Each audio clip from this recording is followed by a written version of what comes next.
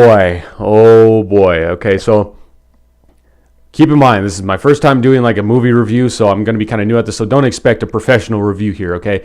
But I just saw Joker 2 days ago, and I know some of you might be wondering, okay, well, why are you doing it now? Because I feel like this is a movie where you need some time to think, because there's some things you really do need to think about. So especially when we get into it way later in the video about, determining like what's real and what isn't. So of course that becomes very, very important later. And of course, with this movie, Joker, of course, there's a lot of controversy around it. I don't believe in any of that BS, the fear-mongering and all that stuff, because first weekend, look, nothing happened. There was no shootings, no nothing. Okay, shocker, right? But of course, with this movie, of course, it stars Joaquin Phoenix, and the story is basically a man, Arthur Fleck is his name, and he is diagnosed with a mental illness, and it causes him to have disease, and it is actually a real disease. There is a video out there of it, of where, like, you can't stop laughing. Well, I mean, you can, but in some scenarios, like, for example, you could be crying, but it's going to come out as laughing, and then you kind of choke up and stuff like that because you don't want to laugh. You're trying to hold it back, but it just keeps coming out. And, of course, it's the journey of him trying to become a stand-up comedian and try to be more noticed, and basically he just gets continually beaten down, and he starts to lose his sanity along the way. And that's pretty much the quick summary of it. I could get more in detail, but I don't want this video to be like 20 plus minutes long. So that's the gist of it, right? Now, the one thing I will say is the visuals in this movie are really, really good. Okay, the cinematography and everything is really good, especially since it's a low-budget movie that doesn't rely heavily on CGI. I mean, I'm not going to sit here and say that they don't use CGI. Of course, they still use CGI, but it was brilliantly used to where it's not nearly as obvious like it is in some of these big-budget movies, right? It's like it was used very, very well. I love the visuals in this movie and the cinematography. And now, the scores in this movie, or the soundtrack, whatever you want to call it. Now, I don't know how to pronounce her name, but I'll probably put it up on the screen. But she did an amazing job, dude. The scores in this movie, oh my God, there were times where I got goosebumps because it was so good, especially in certain scenes. It's like, holy crap. It was just so powerful and all that stuff. And keep in mind that this was the same person that did the scores for Chernobyl, which is an amazing show that was on HBO. I watched it, and it was a very good show. If you haven't seen that, I suggest watching that. Now, of course, the characters in this movie, I'm just going to go through this real quick. Of course, there's Arthur Fleck, a.k.a. who the guy becomes to end up the Joker. And then you have Zazie Beetz, who is presumably his girlfriend. You have Robert De Niro playing Franklin Murray on the late night show. And you have his mother. You have a couple of the counselors, doctors, whatever, and his co-workers. And that's basically the gist of it. And so, yeah, and why I say presumably his girlfriend, because we'll get to that later. Now, the Joker himself, of course, this is a slow transition into him becoming the Joker. So if you're going into this movie expecting to see the Joker the whole time, I don't know why you're expecting that, because that's clearly not what's going to happen in this movie, and I'm happy it's not. So it takes a while, because to me, and it's all about interpretation of when you think he truly becomes the Joker, because there's a couple of different moments where you could say, okay, yeah, now he's the Joker. It could be the first time he puts on his whole get up, or it could be the first time he kills someone. It could just be something like that. I don't know. It just depends on your interpretation.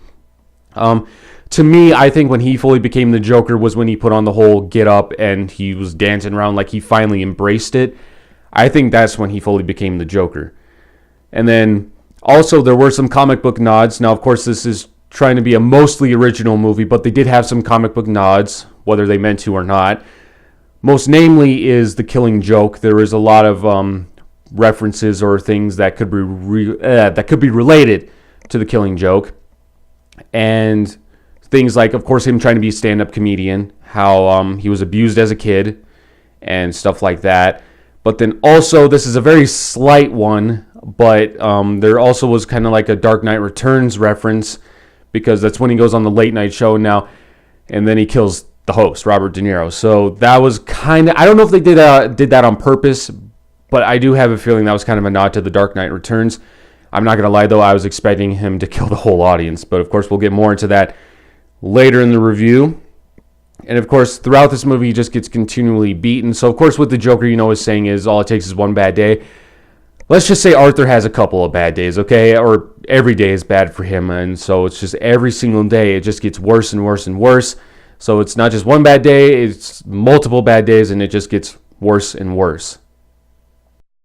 So next up, we have one of the more important scenes in the movie, and that is the subway scene. Now, technically, there's like two major subway scenes. There's this one that I'm going to talk about, which is like the first one, and then there's one that's later in the movie. I'll probably bring that up too, but as of now, I'm just going to talk about this one. This is the one where he's riding the train back home, and then it's a very empty train, and you have these hecklers, these three guys that are trying to, bug this one woman.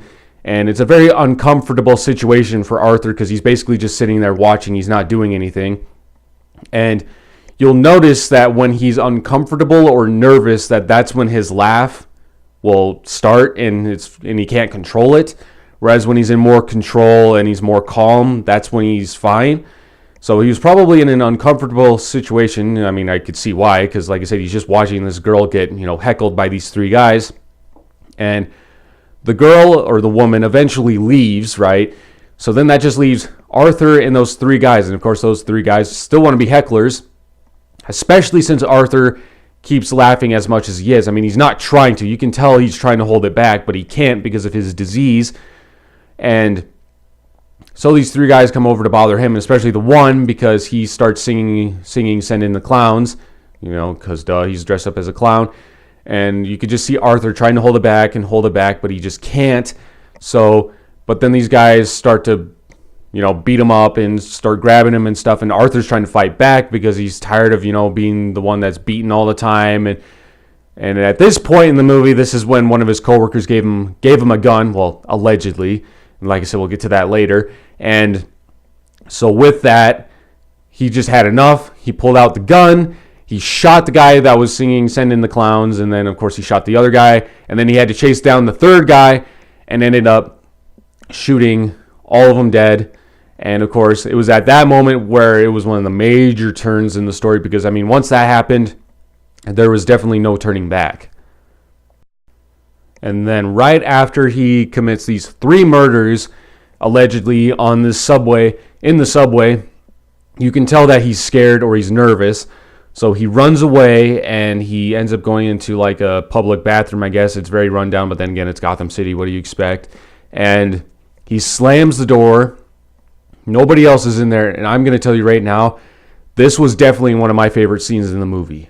Because it was at this point that I think he knew that there was no turning back. Or like he didn't feel bad. It's like he felt like he probably had to embrace this and like there was no turning back.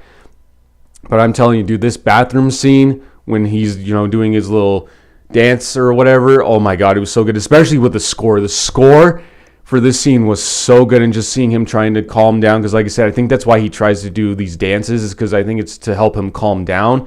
Now, it's never explained why he does it. We don't know if he got told to do it from when he was previously in the hospital, which I'll probably talk about that later, because apparently he was in a hospital before, but we never got an explanation why. So that might be a way for him to calm down and try to control everything. But yeah, dude, this scene was so good. One of my favorite scenes in the movie because, like I said, the score was so powerful, and him just slowly dancing around and trying to calm down because he knew that after those three murders, there was no turning back. And next up, the Waynes are a very important figure in this movie, which wouldn't be surprising, right? Most namely, Thomas Wayne. Thomas Wayne is a huge figure in this movie, and I can't believe I forgot to mention him when I was talking about the characters. But he is a major figure in this movie, and of course, he's one of the major reasons why Arthur Fleck is kind of getting more insane, because he's basically, giving the message that rich people like him or people in power, they don't know what it's like to be someone in Arthur's position, to be like the less fortunate and basically living off of scraps, right? Which I do think that's probably true, right? And at some point in the movie, you learn that allegedly, I keep saying this because, like I said, I only saw it once, so I don't remember what's all real and what isn't. allegedly you find out that Arthur is the son of Thomas Wayne, so he's like Bruce's half-brother or whatever. Now, Thomas Wayne claims that, no, he's just making that up. Arthur's mother is crazy and all this stuff, which I do think that was revealed, because I do think he found out he was adopted. So I think that was found out not to be true. But like I said, you can correct me if I'm wrong, because I'm trying to remember everything. And of course, Arthur believes that Thomas is his father, but then I think that's found out not to be true. But of course, Thomas is a very important figure because he's basically showing what like the rich and the people in power are supposed to be shown as, and how they treat people who are less fortunate and stuff like that, which I'm not going to lie, I think it's pretty accurate, because especially in that bathroom scene where he's talking to Thomas in there, it's like one of the first things Thomas says, oh, can I get you an autograph or something like that? It's like, are you kidding me, dude? Are you really that rude? It's like, the dude just wants to ask you something, and you're just all, whatever. I'll give you an autograph or something like that. It's like, especially at this point, because Arthur thinks that Thomas is his dad. So of course he's like, why don't you give me a hug, Dad, and stuff like that. And of course Thomas is like, of course you're crazy. I'm gonna give you an autograph and crap like that. So yeah, the Waynes are very important in this movie, most namely Thomas. The other Waynes aren't as important in this movie because, of course, Martha's there, but she's not a huge influence or anything. Bruce has one little scene, and of course he says he's Bruce, and that's when Arthur goes to Wayne Manor and talks to Bruce, allegedly. I don't know if that was another thing that was fake, but I don't remember. And of course, we have yet another movie where the Waynes get murdered. I was honestly wondering if it was going to happen in this movie, and it did, okay? In most cases, the Wayne murders, it's usually either a stranger or it's like Joe Chill that ends up shooting him because he wants to rob him, or they want to rob him and then they shoot him. In this case, it's after the movement that one of the people in the clown masks sees the Waynes, of course, the people in power, and some of them are saying kill the rich, so he shoots the Waynes. So that happens. So we see the Waynes get murdered yet again in a DC live action movie. So we've seen that a lot, and of course, we get to see little boy Bruce become Batman someday. And of course, with this movie has a lot of powerful messages. I mean, it's just this is one of these movies that just put your politics to the side right now. I don't give a F about politics. I don't care. I think each side is effing stupid. But seriously, for once, put your politics to the side, because this movie does have very powerful messages. And I'm just going to give some examples. Of course, I mentioned earlier about in the bathroom scene with Thomas Wayne, saying like, why can't you give me a hug, Dad, and stuff like that. Basically, how people in power and rich, they don't care about the less fortunate. And in another part in the movie, that's when Arthur is saying, you think a guy like Thomas Wayne knows what it's like to be someone like me? And of course, he probably doesn't.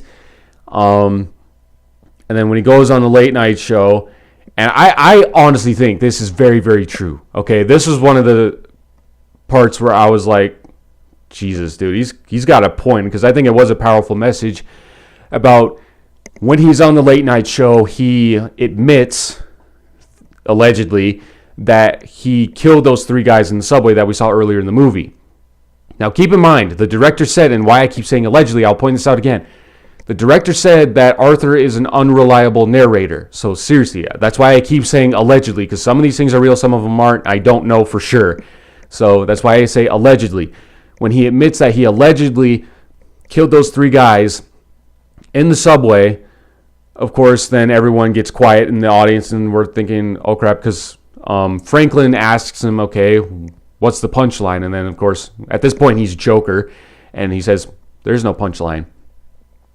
It's because then after that, it gets really serious, because then everyone's knowing that he's admitting that he did it, and allegedly, I'm going to have to say that every time, and so they start pressuring him and saying that it was bad that he did it and all this other stuff, and then Arthur basically snaps, because he says that if it was Arthur that was on the streets, laying dead on the street, nobody would care. Everyone would just walk over him. But just because Thomas Wayne, in this case, the people who have the power and the money that appear on TV, and just because they weep about them on TV, that's the only reason people care. And I'm not going to lie, I thought that was very powerful because I believe that is true in today's society, that, you know, some people in power or with the money, if they get on TV and they talk about these people who got murdered, then yeah, there's going to be a lot of people that care, but then there's these people that nobody knows anything about and they're face down in a ditch. Nobody cares. So it's like, I feel like that is so true. It's just because somebody in power whined about him on TV, that's the only reason all those people care about those 3 guys that were murdered in the subway. And I agree that if it was Arthur, well, especially after he admits that he did it, if it was Arthur laying dead on the street, people would just walk over him. People wouldn't care who he was. So I think that was a very powerful thing. And I felt like there was a lot of other powerful messages too, but like I said, I'm trying to recollect all of it, and I can't. So those are just a couple of the powerful messages that I got from this movie, especially that one that I just talked about. And of course, as I mentioned, that was just on the late night show. But before that, you can tell that Gotham City is getting more and more on edge. And I would like to point out that also, I feel like this was one of the best representations of Gotham City. I'm not going to lie. Now, of course, there's the Tim Burton Batman movies. I mean, those are a pretty good representation too. The Dark Knight trilogy, only Batman Begins, I felt like was a good representation of Gotham, because then the other two, it's just Chicago, right? Which, I mean, that could be real life Gotham City. But I feel like this movie, it did really good with portraying Gotham City. So, but as the movie goes on, you can tell the city's getting more and more on the edge, right? People are starting to get angry, and it's getting ready to boil over, because you have this group that's ready for the movement that kill the rich, and because Thomas Wayne at some point calls a lot of the civilians clowns, and that's why they dress up as clowns. And they're saying kill the rich because they're tired of it and stuff like that. So everything just keeps getting worse and worse, and it's about ready to get boiled over. And then, of course, that's when the Joker's going to come in, and then that's when things are really going to go crazy. And now this is one of the more important scenes in the movie, because as I mentioned previously, I feel like this is when he fully became the Joker. And this is after he kills one of his coworkers and lets Gary, the small guy, he lets him go, even though I legit thought he was going to kill him for a second, because he couldn't reach the door. And I thought that was one of the more intense scenes in the movie, because it's like once he couldn't reach the door, I legit thought that Arthur was going to kill him, especially even though he said, "Oh, I'm not going to hurt you." I still thought he was going to kill him, because that would be such a Joker thing to do, right? He says, "Oh, I'm not going to hurt you," and then he just kill you anyways, right? But then after he lets Gary go, he gets the whole get up on, because he was already in the middle of doing that, because he's on the Murray Franklin show later in the night or whatever. So he gets his makeup on and all that stuff, and then the music starts playing, and then he walks out. He's got the whole get up on, he's got the makeup, he's got the suit, as you can see. He's walking down the hallway, and then he gets to the staircase, and of course we've seen the trailers and the TV spots. He starts dancing down the stairs. Now, to me, I believe that is symbolism, because you notice when he would go up the stairs, that's when he was just Arthur. He looked broken, he looked sad, he was limping, and he would go up the stairs, right? But then once he would go down the stairs, and with his Joker persona, he'd be happy, he's dancing around. Now, to me, why is that symbolism? Because I believe that is showcasing him losing his sanity, and that he's embracing the insanity, and that's why he's so happy, and that he's embracing this Joker persona. Now, for a while in the staircase scene, you notice that it plays, I don't know the name of the song, but I've heard of it before. It plays a song, right? But then towards the end, it starts going back into one of the scores, and it's like once that score plays, it's like, oh my gosh. And then the two detectives that have been questioning him the whole movie want to chase him down, because of course they have questions. But then Arthur runs. They end up getting in a subway again, and then of course that subway is full of people in clown masks, because there's the protests that are going to be taking place.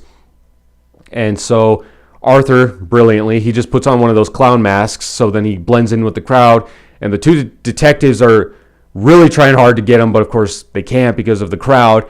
And the crowd is getting kind of rough with the detectives, so then one of the detectives ends up shooting one of the protest goers or whatever, and that's when everything goes crazy there, because then all of the protesters, of course, they're going to be upset, because that's what would happen in real life too, is if an officer were to shoot, and especially kill a protester, you know that's going to piss off the protesters, and they're going to fight back. And that's what ends up happening, is because then they start grabbing that detective and the other detective too, and we learn that they end up getting in critical condition. So, and then shortly after that, with those two detectives ending up in critical condition, the protesters go on to do their business. And then, of course, one of the more important scenes in the movie is, of course, the late night show. And now we have definitely one of the most memorable moments in the film, which that, of course, is when he goes on the Murray Franklin show. And I think earlier in the video I said Franklin Murray, so I'm sorry if I said that. It's Murray Franklin. And this is when he goes on the late night show. Now, I really love this scene because, like I said, it reminds me of The Dark Knight Returns, because I do think it was a little bit of a nod to that. If you know The Dark Knight Returns, that's when the Joker goes on a late night show. Different circumstances, but regardless, he goes on the late night show and then he ends up killing people. Now, in The Dark Knight Returns, he kills a whole audience with laughing gas, but in this movie, he only kills the host, Murray Franklin. I keep flipping the two. I'm sorry I keep doing that. And because Arthur's upset with him now, as I mentioned previously, he admitted, allegedly, that he killed those three people in the subway, and the tension grows, and of course he's saying there is no punchline, and then Franklin's like, okay, you know what you did is wrong and all this stuff, and he's like, oh, I know, and stuff like that. And then as the tension grows, he's like, oh, you want to hear another joke, Murray, or whatever? And at this point, they're thinking, okay, we need to shut this down. We need to shut this show down, because this is getting out of hand. And of course, I might say a word for word. I don't know if I'm going to get all of it right, but basically it's like, what do you get when you get a mentally ill loner and in a society that treats him like garbage? And okay, I already know I messed it up. I'm sorry. And leaves him like trash and stuff like that. And then basically it's get you what you effing deserve, and he shoots the host. And then everything goes crazy, because once, like, all the protesters, especially once they all see that, they see that as a symbol, and they're thinking, oh, it's our time to shine now, boys. And so that's when the city goes crazy. Now, quickly, I'm going to go backwards a little bit. I think right before he went on stage, and of course, when he's back there, he's like, oh, can you call me Joker? I thought that was great. But I think right before he went onto the show, when he was behind the curtains and that score started playing and he's doing the weird kind of stretch or whatever, I thought that was awesome. And then, of course, he eventually came out and he's doing like a little happy dance and stuff like that. And he kisses the female. And it's like, oh, snap. And you're thinking, obviously, oh, this is going to be great. But then at the back of your head, you're thinking, okay, this is not going to be good, which, of course, it's not.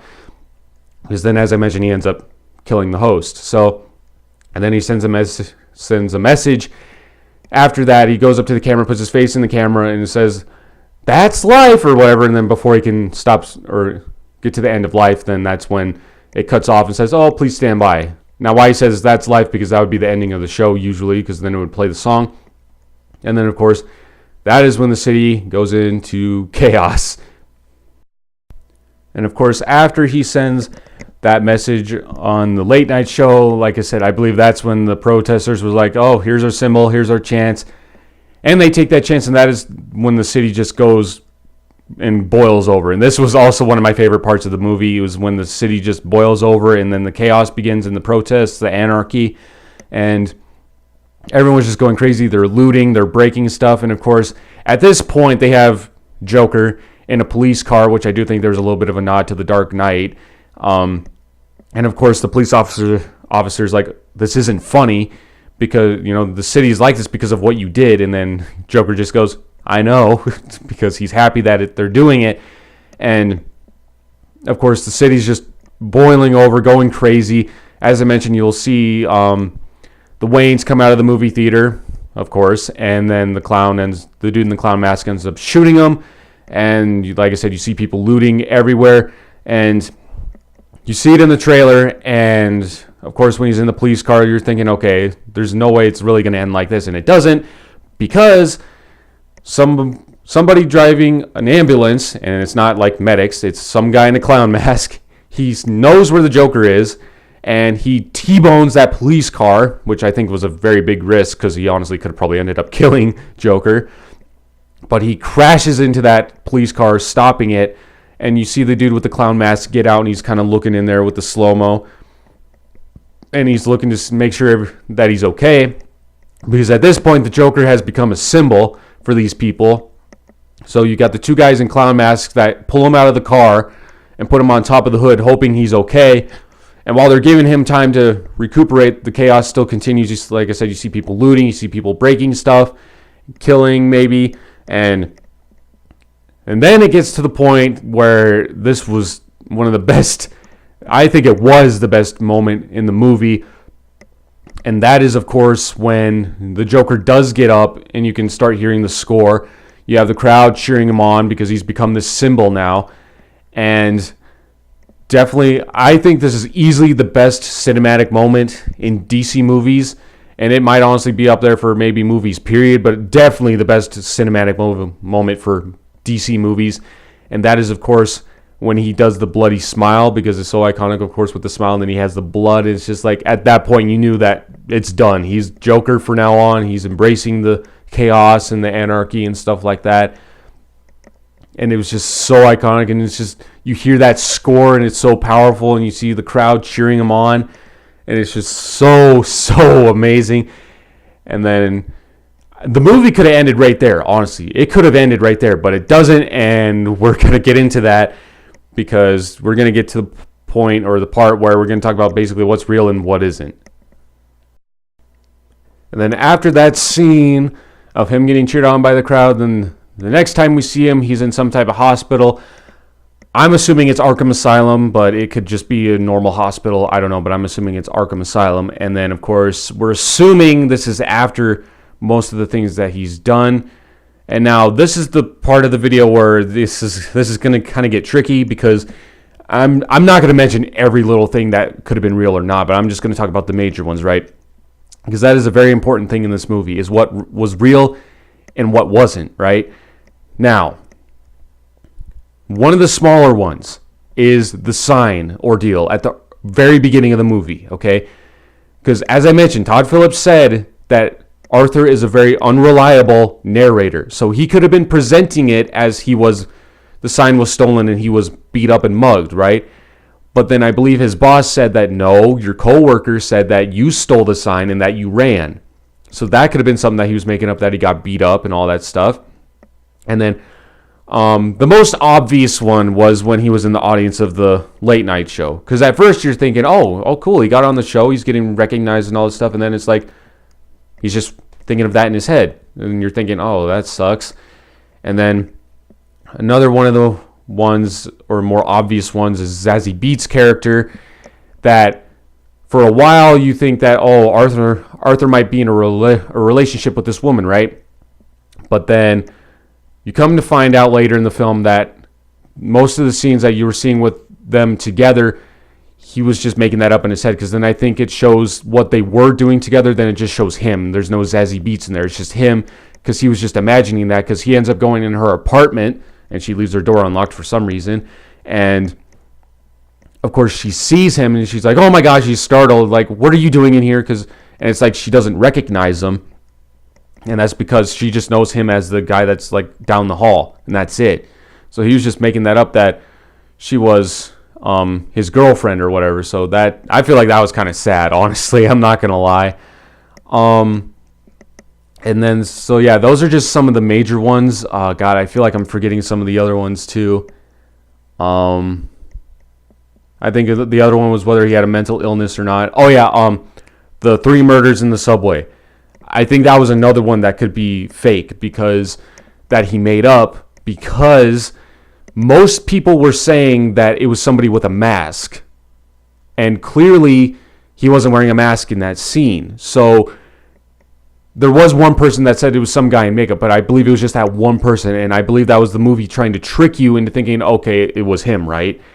But I believe most people were saying that it was somebody with a clown mask. So that could have been another thing that he made up. He just took the opportunity to admit that it was him, just so then he would get realized. So, and then there's that too, but back to where we were. Like I said, there's so many things in this movie that could be real and not real, right?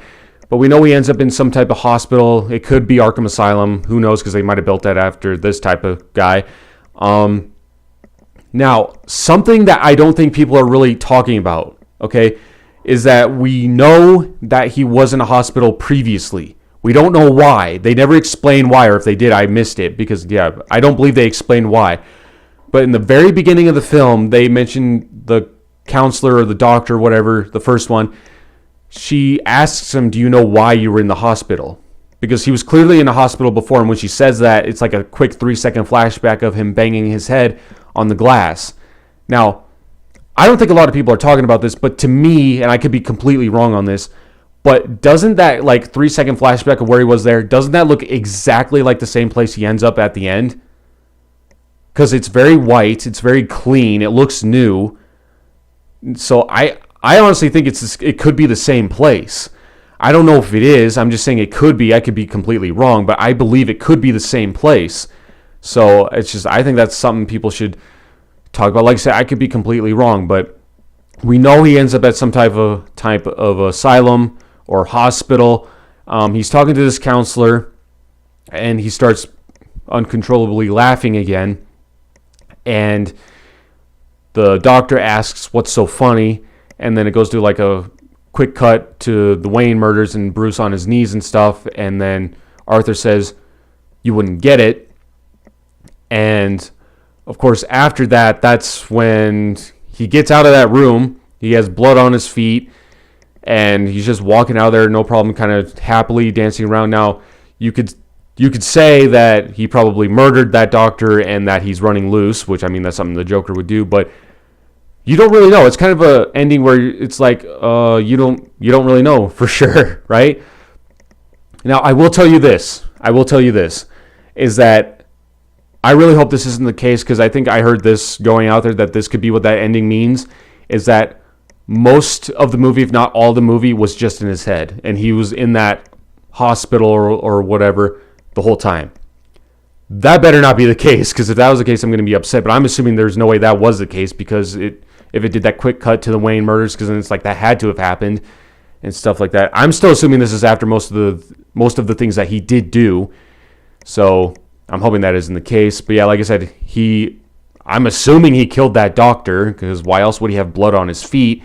And then he's walking throughout the asylum or hospital, whatever you want to call it, and then the music starts playing, and then he goes he runs right at first, I think, and then he goes left, and then he goes back right. I don't know if he's trying to run from somebody or what he's doing, but then it says the end, and then it's the credits. So I don't know what that ending meant. I'm assuming, like I said, after most of the things that he did, that he ended up there, and then he ended up killing that doctor, because that would be a Joker thing to do, and then he starts running loose, but I don't know. Todd Phillips said that he would answer those questions someday. He would answer these theories and stuff like that, but who knows?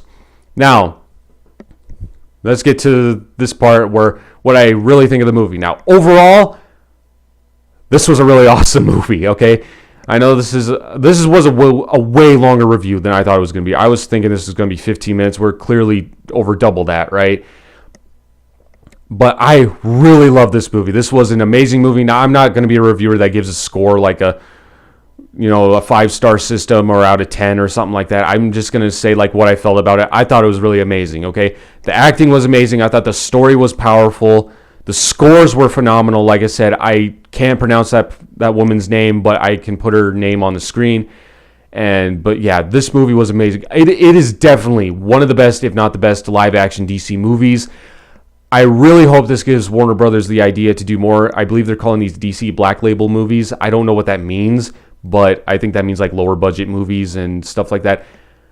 I really hope they go this route, because this was perfect. Because I saw a comment of what somebody said, and I believe this is kind of true, is like, of course, in these recent years, DC has been hit or miss, and it's mostly been misses, right? Especially with the DCEU.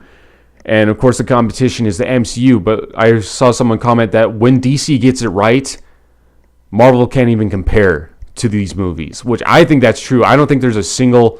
I'm not trying to make this a Marvel versus DC thing, but I'm sorry, but I don't think there's a single Marvel movie that can compare to this movie. I just don't think there is. And I know there's going to be some people that think Endgame is the greatest thing of all time. That's fine. That's your opinion. I strongly disagree with you, but like, this was definitely an amazing movie. Like I said, that bloody smile has to be definitely one of the best cinematic moments in DC movies, maybe in movies, period. It's a very powerful movie. I absolutely loved it. I did want to see more of Joaquin Phoenix Joker. but he said that he's not going to do it. So unless he somehow gets bribed into doing it again, which I don't think is going to happen, because he's not somebody who likes doing franchises. He's just like one movie and done. So I really wanted to see more of him, but I'm very happy with what I got. It was a very awesome movie. I loved everything about it, especially since I'm a huge Batman fan. I know there's some people who won't like it because they like the Joker being more mysterious, but I just think it adds to the character and you can kind of relate to him more. And it's just, I thought it was a very awesome movie. So, of course, what did you think of the Joker movie? And I might have missed a thing here and there, and you can make sure to bring those things up too. And what were your favorite scenes and moments and stuff like that? Make sure to let me know in the comments below. And, of course, as always, I'd love to see you all next time. For